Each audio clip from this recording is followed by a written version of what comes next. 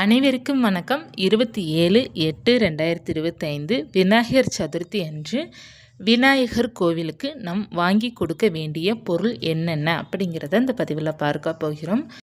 உங்களுடைய வீட்டு பக்கத்தில் இருக்கிற விநாயகர் கோவிலுக்கு நீங்கள் வாங்கி கொடுக்க வேண்டிய முக்கியமான பொருள் என்ன அப்படின்னு எப்போதுமே பார்த்தீங்கன்னா விநாயகருக்கு உரியது அருகம்புல். நீங்கள் அருகம்புல் கொண்டு பண்ணாலே போதும், விநாயகருடைய அருள் பரிபூர்ணமாக கிடைக்கும். அதில் முக்கியமாக நான் நிறையா பொருள் சொல்கிறேன். அதில் உங்களால் எந்த பொருள் வாங்கி கொடுக்க முடியுதோ அந்த ஒரு பொருளாவது நீங்கள் வாங்கி கொடுக்கணும். முதல்ல பார்த்தீங்கன்னா அருகம்புல், இரண்டாவது எருக்கன் பூ மாலை நீங்கள் கட்டி கொண்டு போயிட்டு நீங்கள் பூசாரிகிட்ட கொடுத்தீங்க அப்படின்னா அவங்க சுவாமிக்கு போடுவாங்க. ஸோ எருக்கன் மாலை நம்ம பக்கத்தில் இருக்கிற எருக்கன் செடியில் இருக்கிற அந்த பூவை பறித்து நம்ம கட்டிட்டு கொண்டு போகிறது ரொம்ப நல்லது. அடுத்து பார்த்தீங்கன்னா முக்கியமானது செம்பருத்தி பூ. இதெல்லாம் நமக்கு எளிமையாக கிடைக்கக்கூடியது. அருகம்புல், எருக்கன்பூ, செம்பருத்தி, இந்த மூன்றில் ஏதேனும் ஒன்று நீங்கள் நிச்சயமாக கொண்டு போகணும். சரிங்களா? இதில் மூன்றில் ஒன்று. அடுத்து பார்த்தீங்கன்னா விநாயகருக்கு பார்த்தீங்கன்னா வஸ்திரம் யாரெல்லாம் முடியுதோ அவர்கள் வாங்கி கொடுக்கலாம். வஸ்திரம் வாங்கி கொடுப்பது ரொம்ப நல்லது. நமக்கு இருக்கிற வினைகள் அனைத்துமே தீரும், நமக்கு நல்லது நடக்கும், தடைகள்லாம் விலகும். அதனால் நீங்கள் வருடத்திற்கு ஒரு முறையாவது விநாயகருக்கு எப்போதுமே வஸ்திரம் வாங்கி கொடுக்கணும். நம்மளால் அடிக்கடி வாங்கி கொடுக்க முடியாட்டா கூட, இப்போ விநாயகர் சதுர்த்திக்கு வாங்கி கொடுக்காட்டா கூட எப்பயாவது ஒரு முறை நீங்கள் விநாயகருக்கு வஸ்திரம் வாங்கி கொடுப்பது அவ்வளோ நல்லது சொல்லுவாங்க. வாங்கி கொடுக்கணும். யாராலும் முடியுதோ அவங்க வாங்கி கொடுங்க. அடுத்து அபிஷேகத்திற்கு பொருள் என்னென்ன பொருள்? பால் வாங்கி கொடுக்கலாம், மஞ்சள் வாங்கி கொடுக்கலாம், சந்தனம் வாங்கி கொடுக்கலாம், இளநீர் வாங்கலாம், அப்புறம் நம்ம தேன் வாங்கலாம். இப்படி அபிஷேகத்திற்கு நிறைய பொருட்கள் இருக்கு இல்லையா, அதில் ஏதேனும் ஒன்றாவது நீங்கள் வாங்கலாம். முக்கியமாக பால் வாங்கி கொடுங்க. பால் ரொம்ப நல்லது. அபிஷேகத்திற்கு பால் வாங்கி கொடுப்பது ரொம்ப சிறப்புக்குரியதாக இருக்கும். பன்னீர் வாங்கி கொடுக்கலாம், ரொம்ப நல்லது. இதில் ஏதேனும் ஒன்று அல்லது இரண்டாவது நீங்கள் கட்டாயமாக வாங்கி கொடுக்கணும். அடுத்து பார்த்திங்கன்னா நம்ம செய்ய வேண்டியது முக்கியமாக இது யாரெல்லாம் முடியுதோ அவர்கள் கட்டாயமாக செய்யணும். என்ன செய்யணும் அப்படின்னா, விநாயகருக்கு நம்ம ஏதேனும் நம்ம கைகளால் செஞ்சு கொண்டு போகணும்.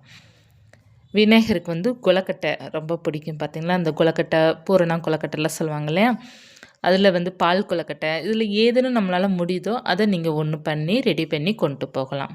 லட்டு வாங்கி கொடுக்கலாம். விநாயகருக்கு பிடித்த உணவுப் பொருளில் ஏராளம் இருக்குது.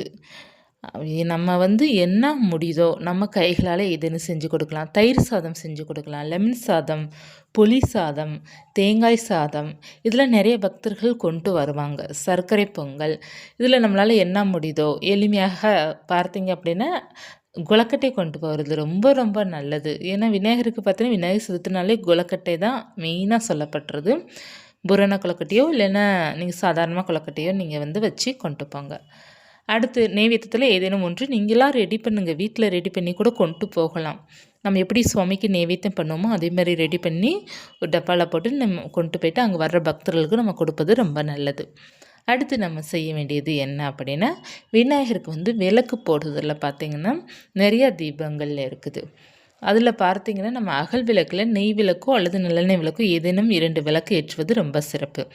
தேங்காய் தீபம் கூட ஏற்றுறாங்க. இப்போ விநாயகர் கோவிலில் பார்த்தீங்க அப்படின்னா அதிகமாக தேங்காய் தீபம் தான் இப்போ ஏற்றிட்டுருக்காங்க. ஏன்னா நிறைய பிரச்சனைகள் எல்லோருக்குமே இருக்கும் இல்லையா, அந்த பிரச்சனை தீர்ப்பதற்காக தேங்காய் தீபம் ஏற்றுறாங்க. உங்களால் முடிந்தால் தேங்காய் தீபம் கூட ஏற்றலாம். ஸோ நம்ம ஏதேனும் ஒன்று விநாயகருக்கு இந்த நாளன்று நம் கைகளால் நம்ம செய்வது ரொம்ப நல்லது. பூக்கள் மாலை வாங்கிட்டு போகிறது ரொம்ப நல்லது. மாலை பார்த்திங்கன்னா சம்மங்கி மாலை வாங்கிட்டு போகலாம். அந்த அருகம்புல் சொன்ன பார்த்திங்கன்னா அதே மாலையாக கெட்டி வாங்கி கொடுப்பது ரொம்ப நல்லது. இதில் ஏதேனும் நம்மளால் முடிந்தது நம்ம செய்யலாம். இதில் நான் சொல்லியிருக்கிறதுல உங்களால் என்ன முடியுதோ அதை நீங்கள் செய்யுங்க. இப்போ பார்த்திங்கன்னா வீட்டில் இருந்தபடி பார்த்திங்கன்னா நம்ம வழிபாடு செய்யும்போது நம்ம விநாயகர் சிலையாக வாங்கி வழிபாடு செஞ்சாலும் சரி, இல்லை படத்தை வைத்து வழிபாடு செஞ்சாலும் சரி, நீங்கள் செய்ய வேண்டியது என்ன அப்படின்னா, உங்களுடைய நிலை வாசலில் ஸ்வஸ்திக் சின்னம் வரைஞ்சிக்கோங்க. அப்புறம் செய்ய வேண்டியது பார்த்தீங்கன்னா மஞ்சள் விநாயகர் கூட பிடித்து வைப்பது ரொம்ப நல்லது. அருகம்புல் வைக்கணும். விநாயகர்னால அருகம்புல் தான் அல்லது செம்பருத்தி வச்சிடணும். வச்சுட்டு நம்ம விளக்கேற்றி வைத்து வழிபாடு செய்யணும். பூஜையை பார்த்தீங்கன்னா காலை அல்லது மாலை நீங்கள் பூஜை செய்து கொள்ளலாம். இந்த விநாயகர் சதுர்த்திக்கான ஒரு பூஜையை பற்றிய பதிவும் ஒன்று கொடுத்துருக்குறேன், சேனலில் இருக்கும், வேணுங்கிறவங்க பார்த்துக்கோங்க. அதில் நேரம்லாம் சொல்லியிருப்பேன், அதில் வந்து நீங்கள் பார்த்துக்கலாம். இப்போ விநாயகர் சதுர்த்தி அன்று பார்த்திங்கன்னா யாரெல்லாம் வழிபாடு செய்யணும் அப்படின்னா எல்லாருமே வழிபாடு செய்யணும். முக்கியமாக வந்து கிரகத்தால் பாதிக்கப்பட்டிருப்பவர்கள் வந்து வழிபாடு செய்யும்போது அந்த பிரச்சனை தீரும். அடுத்து பார்த்தீங்கன்னா உங்களுக்கு நிறைய தடைகள்லாம் வருது, தொட்டதுக்கெல்லாம் தடயங்கள் வருது அப்படின்னா விநாயகர் வழிபாடு நீங்கள் சரியாக செய்யணும். ஏன்னா விநாயகர் தான் பார்த்தீங்கன்னா முதல் கடவுள். எந்த ஒரு செயல் செய்தாலும் விநாயகரை வழிபாடு செய்யாமல் நம்ம செய்ய மாட்டோம். அதனால் விநாயகர் வழிபாடு வந்து ரொம்ப முக்கியத்துவமாக நமக்கு சொல்லப்பட்டிருக்குது. இந்த நாளன்று நம்ம வழிபாடு செய்யும்போது நமக்கு பல நன்மைகள் இருக்குது. நம்மளுடைய வேண்டுதல் அப்படியே நிறைவேறும், பண பிரச்சனை தீரும், தடங்கள் விலகும். நம்ம ஏதேனும் வேண்டுதல் வச்சுருக்குறோம், நம்ம குடும்பம் சந்தோஷமாக இருக்கணும், நல்ல பொருளாதார முன்னேற்றம் இருக்கணும், இல்லை வீட்டில் வந்து ஒரு பிரச்சனை இல்லாமல் ஒரு ஹஸ்பண்ட் ஒய்ஃபாக இருக்கட்டும், இல்லை மற்ற ஏதேனும் உறவுகள் இருக்கட்டும், பிரச்சனை இல்லாமல் இருக்கணும் அப்படின்னா கூட இந்த நாள் வழிபாடு வந்து நல்ல மாற்றத்தை கொடுக்கும். விநாயகர் சதுர்த்தி வந்து மிஸ் பண்ணிடாதீங்க. எல்லோருக்குமே பிடித்த மிக சிறப்பான நாள் புதன்கிழமை தினத்தன்று நமக்கு வருது. இப்போ பார்த்தீங்கன்னா விநாயகர் சிலை வச்சு நீங்கள் வழிபாடு செய்கிறீங்க அப்படின்னா 3 நாட்கள் கழித்து நம்ம கரைக்கிற மாதிரி இருக்கும். அதனால் உங்களுக்கு வந்து வீட்டு பக்கத்தில் ஆறு, குளம், ஏரி இருக்குது அப்படின்னா நல்லா சிலை வாங்கி வைத்து வழிபாடு செய்யுங்க. இப்போ எந்த அமைப்பும் இல்லை அப்படின்னா நீங்கள் வீட்டில் இருக்கிற படத்தை வைத்து மட்டும் நீங்கள் வழிபாடு செய்து கொள்ளலாம். நல்ல பலன் உங்களுக்கு கிடைக்கும். விநாயகர் வந்து நம்ம கேட்டதெல்லாம் கொடுக்கக்கூடிய ஒரு அற்புதமான தெய்வம் வந்து விநாயகர் தான். நம்மளுடைய நிலைவாசல் இருக்குது பார்த்திங்களா, நிலைவாசலில் விநாயகர் கட்டாயமாக நம்ம வைக்கணும். ஏன்னா விநாயகர் வந்து நமக்கு நிறைய கெட்ட சக்திகள் வரவிடாமல் பார்த்துப்பார். அதனால் நமக்கு வந்து விநாயகர் வந்து நம்ம நிலைவாசல் கிட்ட வச்சோம் அப்படின்னா நம்ம வீட்டுக்குள்ள நிறைய நல்ல சக்தி வரும், நல்ல தேவதைகள் வருவாங்க, நல்ல எண்ண ஓட்டங்கள் அந்த வீட்டில் இருக்கிறவங்களுக்கு இருக்கும் அப்படிங்கிறது சொல்லுவாங்க. அதனால் எப்போதுமே பார்த்திங்கன்னா விநாயகரை வந்து நம்ம நல்லா வழிபாடு செய்யணும்.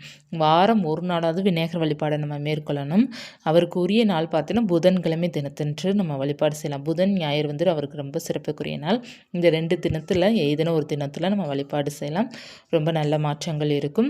எப்போதுமே விநாயகருக்கு வந்து இந்த சதுர்த்தி அன்றுலாம் நம்ம வழிபாடு செய்யும்போது விநாயகரை வந்து பிடிச்சி வச்சு வழிபாடு செய்வது ரொம்ப நல்லாயிருக்கும். அதாவது பிடி விநாயகர் சொல்லும் பார்த்திங்களா, மஞ்சள் வைத்து வழிபாடு செய்யும் இல்லையா, அந்த விநாயகர் வைத்து வழிபாடு செய்யும்போது இன்னமும் நல்ல மாற்றங்கள் இருக்கும்.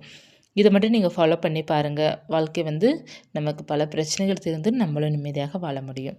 இந்த பதிவு உங்களுக்கு பயனுள்ளதாக இருக்கும்னு நினைக்கிறேன். நன்றி.